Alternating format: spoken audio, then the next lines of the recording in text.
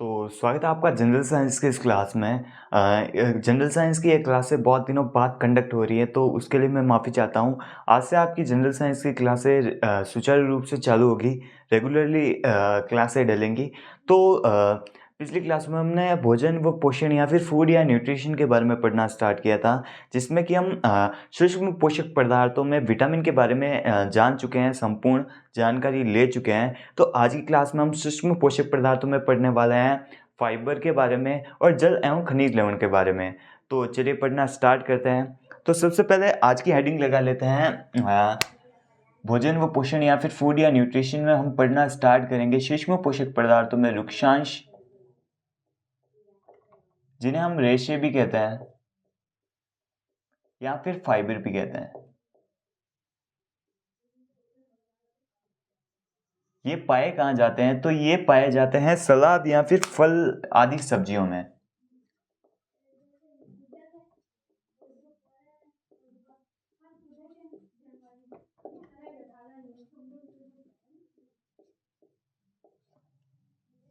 आदि में फाइबर या फिर रेशे पाए जाते हैं। और पिछली क्लास में हमने डिस्कस किया था कि जो वृहद पोषक पदार्थ होते हैं वो हमारे शरीर की ऊर्जा आवश्यकता की पूर्ति करते हैं, ना कि सूक्ष्म पोषक पदार्थ या फिर माइक्रो न्यूट्रिएंट्स। तो ये रुक्षांश या फिर रेशे ये माइक्रो न्यूट्रिएंट्स में आते हैं। तो ये हमारे शरीर में ऊर्जा आवश्यकता की पूर्ति तो नहीं करते, परंतु ये हमारे शरीर में पाचन की क्रिया में सहायक होते हैं या फिर उपापचयी क्रियाएं या फिर मेटाबॉलिक प्रोसेस को सुचारू रूप से चलाने के लिए आवश्यक होते हैं। तो इसमें भी हम एक बात लिखेंगे कि ये हमारे शरीर की ऊर्जा तो नहीं देते, तो ये ऊर्जा नहीं देते,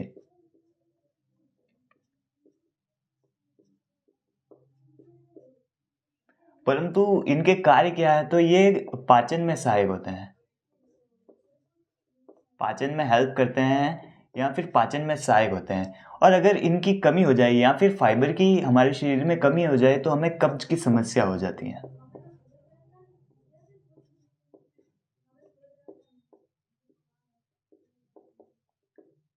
तो अगर फाइबर की कमी हमारे शरीर में हो जाए तो हमें कब्ज या फिर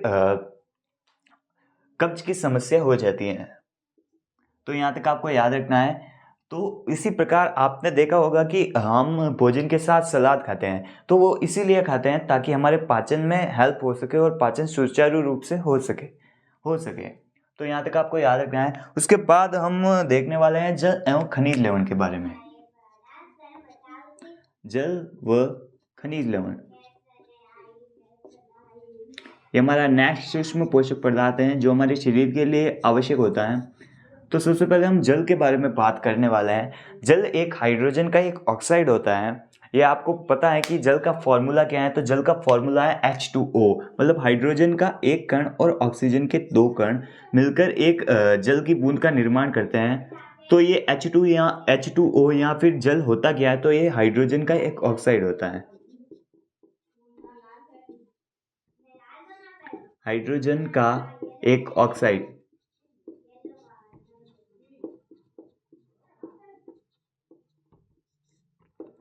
तो ये हाइड्रोजन का एक ऑक्साइड होता है। और आपने एक कहावत सुनी होगी कि जल ही जीवन है। तो ये जल ही जीवन है क्यों?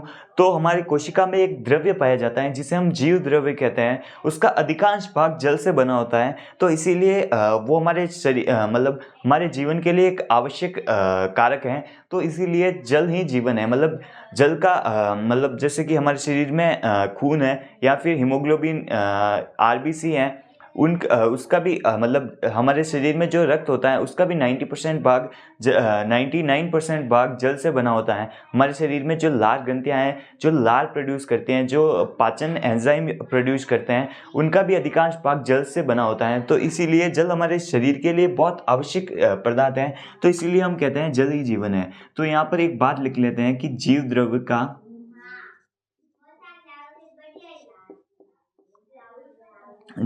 का आवश्यक अंग, जल जीव द्रव्य का आवश्यक अंग है। और जल का शुद्धतम रूप कौन सा है? तो जल का शुद्धतम रूप होता है बारिश का पानी। ये भी लिख लेते हैं, बारिश का पानी जल का शुद्धतम रूप। जल का शुद्धतम रूप, जल का शुद्धतम रूप होता है बारिश का पानी। और बारिश से मुझे एक बात याद आई, आपने एक मतलब छोटी क्लासों में आपने एक बात सुनी होगी, एसिड रेन या फिर अम्लीय वर्षा। तो ये अम्लीय वर्षा क्या होती है? तो जब प्रदूषण होता है, मानवीय कारणों द्वारा जब प्रदूषण होता है, तो नाइट्रोजन ऑक्साइड और सल्फर डाइऑक्साइड जो होते हैं वो बादलों में जम जाते हैं या फिर धूल के कणों में जम जाते हैं। और जब वर्षा होती है तो आपको एक बात याद रखनी है कि जल एक सार्वत्रिक विलयन होता है, मतलब ये सब चीज़ों में मिक्स होता है, जैसे कि विस्की, रम हो गई। हाँ खैर ये तो मजाक की बात होगी, परंतु जल सार्वत्रिक विलयन होता है। तो ये जब धूल के कणों में जब सल्फर डाइऑक्साइड और नाइट्रोजन ऑक्साइड मिले हुए होते हैं, तो जब वर्षा होती है तो वर्षा के साथ वर्षा के जल के साथ रिएक्ट करके नाइट्रोजन ऑक्साइड नाइट्रिक अम्ल बनाता है और सल्फर डाइऑक्साइड सल्फ्यूरिक अम्ल बनाता है। और ये जब धरती पर गिरते हैं तो इनका पीएच इस वर्षा का जल का पीएच कम होता है, तो इसीलिए हम इसे अम्लीय वर्षा के नाम से जानते हैं। तो नोट लगा के लिख लेते हैं, अम्लीय वर्षा।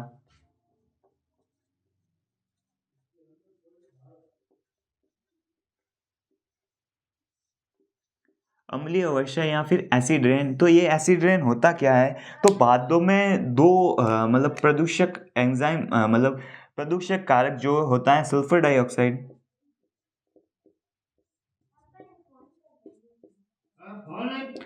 ऑक्साइड और नाइट्रोजन ऑक्साइड,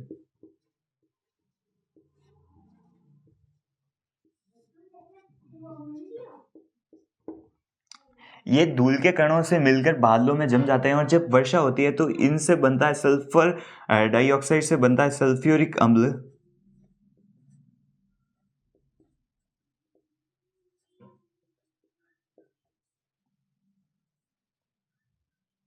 जिसका रासायनिक सूत्र है H2SO4। और नाइट्रोजन ऑक्साइड से बनता है नाइट्रिक अम्ल।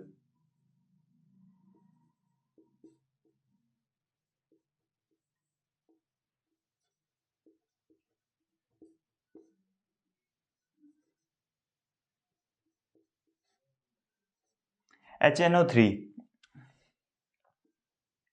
तो ये बनता है मतलब जब सल्फर डाइऑक्साइड और नाइट्रोजन ऑक्साइड जल के साथ क्रिया करते हैं तो सल्फ्यूरिक अम्ल और नाइट्रिक अम्ल बनता है, जो कि जमीन पर गिरता है, जिसे हम अम्लीय वर्षा के नाम से जानते हैं। तो यहाँ तक हमें एक बात लिखना, यहाँ पर जल सार्वत्रिक विलयन होता है।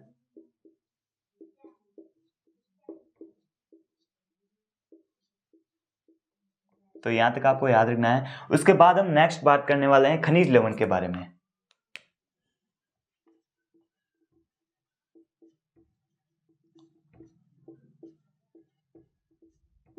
तो खनिज लवण में कौन कौन से पदार्थ आते हैं? तो सबसे पहले आता है सोडियम व पोटेशियम। नंबर 1 लगा के लिख लेते हैं, सोडियम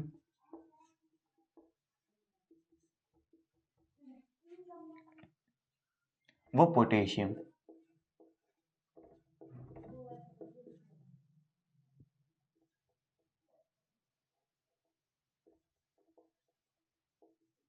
सोडियम को हम Na के नाम से प्रदर्शित करते हैं, या फिर इसका लैटिन भाषा में नाम है Na। और पोटेशियम को हम लैटिन भाषा में P लिखते हैं। तो सोडियम काम आता है खाने के नमक में, जिसे हम खाने के साधारण नमक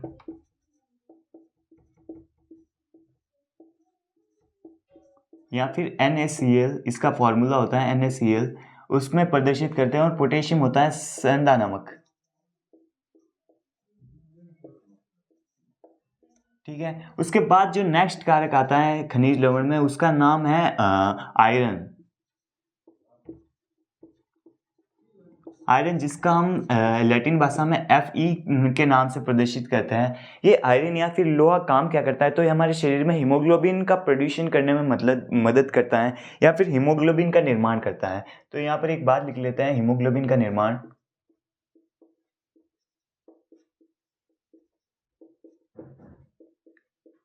देखो, अगर आपने पहले साइंस पढ़ी है तो आपको पता होगा कि हीमोग्लोबिन की संरचना ऐसी होती है, बीच में तो होता है एक आयरन का कण, और आसपास में 4 ग्लोबिन प्रोटीन के कण जुड़े होते हैं।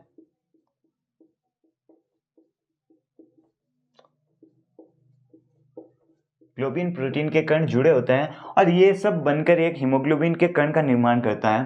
तो आयरन हीमोग्लोबिन का निर्माण करने में आवश्यक है और इसके स्रोत कौन कौन से हैं?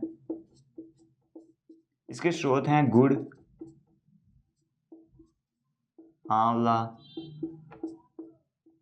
पालक आदि। तो आपने सुना होगा कि गुड़ खाने से हमारे खून में वृद्धि होती है। तो गुड़ में होता है आयरन और आयरन निर्माण करता है हीमोग्लोबिन का। तो इसीलिए कहते हैं कि गुड़ खाने से खून बढ़ता है। उसके बाद थर्ड नंबर पर लिख लेते हैं कैल्शियम,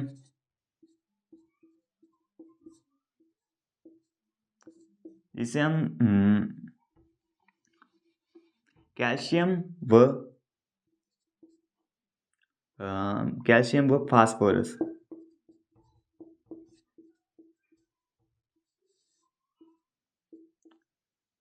आपने सुना होगा कि दूध में कैल्शियम पाया जाता है और कैल्शियम हमारे हड्डियों के लिए आवश्यक होता है। हड्डियों के लिए आवश्यक होता है। तो यहाँ पर हम लिख लेते हैं और फास्फोरस भी हमारे हड्डियों के लिए आवश्यक होता है। ये हम आगे की क्लास में जब हम अस्थि तंत्र पढ़ेंगे उस क्लास में देखेंगे। तो अभी के लिए तो हमें लिखना है कि कैल्शियम हमारे हड्डियों व दांतों के लिए आवश्यक होता है।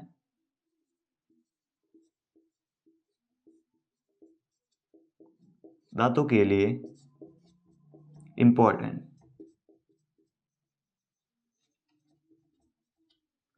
ठीक है। उसके बाद 4 नंबर पर हम लिखना है जिंक या फिर जस्ता,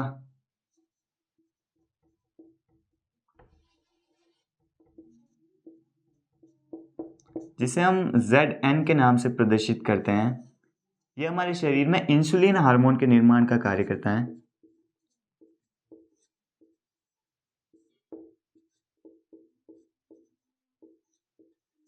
इंसुलिन हार्मोन की कमी होने पर हमें मधुमेह रोग हो जाता है, ये आपको याद रखना है। तो जिंक के बाद जो नेक्स्ट तत्व आता है उसका नाम है फ्लोराइड।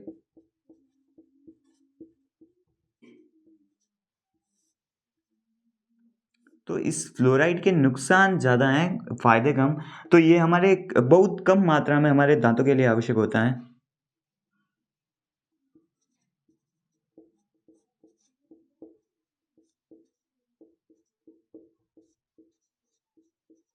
दांतों के लिए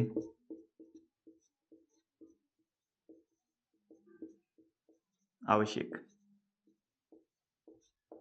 और अगर इसकी अधिकता हो जाए, कितनी अधिकता?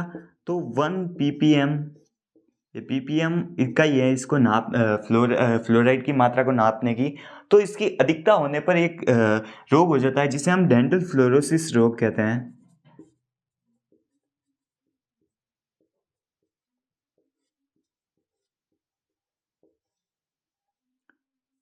तो अगर फ्लोराइड की अधिकता हो जाए तो हमें एक रोग हो जाता है जिसका नाम है डेंटल फ्लोरोसिस, जिसमें कि हमारी हड्डियां कमज़ोर हो जाती हैं और हमारे दांत कमज़ोर हो जाते हैं और हमारे रीढ़ की हड्डी थोड़ी झुक जाती है।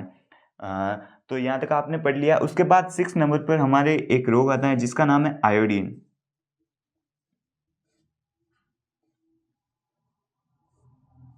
आयोडीन, तो आयोडीन थायराइड ग्रंथि के लिए आवश्यक है और इसकी कमी होने पर हमें घेंगा रोग हो जाता है।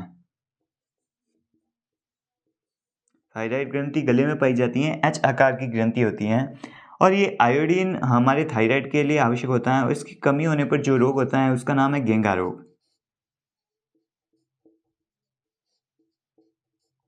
तो यहाँ तक हमने पढ़ लिया है। और आपको एक बात याद रखना है कि सर्वाधिक आयोडीन जिसमें पाया जाता है उसका नाम है लेमिनेरिया शेवाल। लेमिनेरिया शेवाल जो होता है, जो पानी में पाया जाता है, समुद्रों में पाया जाता है, तो उसमें सर्वाधिक आयोडीन की मात्रा होती है और पहाड़ी क्षेत्रों में रहने वाले को घेंगा रोग या फिर गाइटर रोग होने की संभावना अधिक रहती है।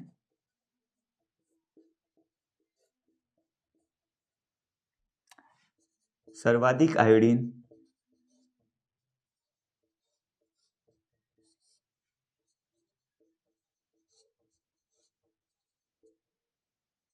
लेमिनेरिया,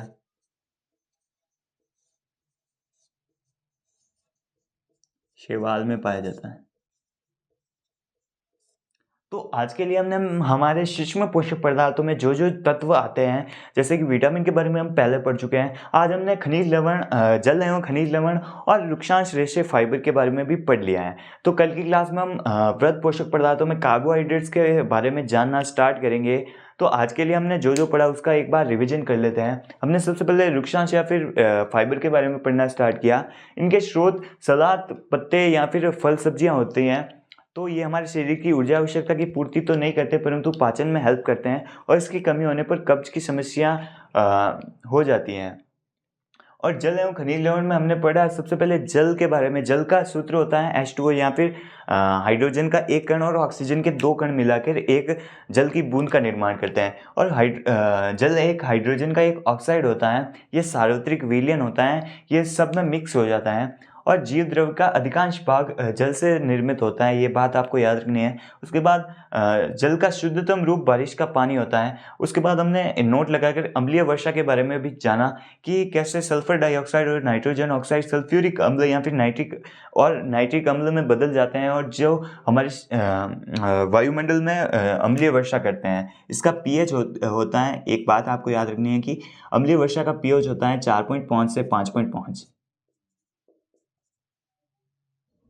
ठीक है। उसके बाद हमने खनिज लवण के बारे में पढ़ना स्टार्ट किया। खनिज लवण के तत्वों में हमने सबसे पहले पढ़ा सोडियम व पोटेशियम के बारे में। उसके बाद आयरन के बारे में जो कि हीमोग्लोबिन का निर्माण करता है। उसके बाद कैल्शियम व फास्फोरस के बारे में पढ़ा हमने, जो कि हड्डियों व दांतों के लिए इंपॉर्टेंट होता है। उसके बाद जिंक जो कि इंसुलिन का निर्माण करता है। उसके बाद फ्लोराइड, जिसकी कमी से डेंटल फ्लोरोसिस नाम का एक रोग हो जाता है। उसके बाद आयोडीन, जिसकी कमी से गेंगा या फिर ग्राइटर रोग हो जाता है। और सर्वाधिक आयोडीन पाया जाता है लेमिनेरिया शैवाल में, जो कि समुद्रों में पाया जाता है। और पहाड़ी इलाकों वाले लोगों में ये आयोडीन की कमी से घेंघा रोग होने की संभावना अधिक रहती है समुद्री इलाकों में रहने वाले लोगों के मुकाबले। तो आज की क्लास में बस इतना ही। कल की क्लास में हम कार्बोहाइड्रेट के बारे में पढ़ना स्टार्ट करेंगे। तो तब तक के लिए बाय। वीडियो को लाइक कर दीजिएगा और चैनल को सब्सक्राइब कर दीजिएगा।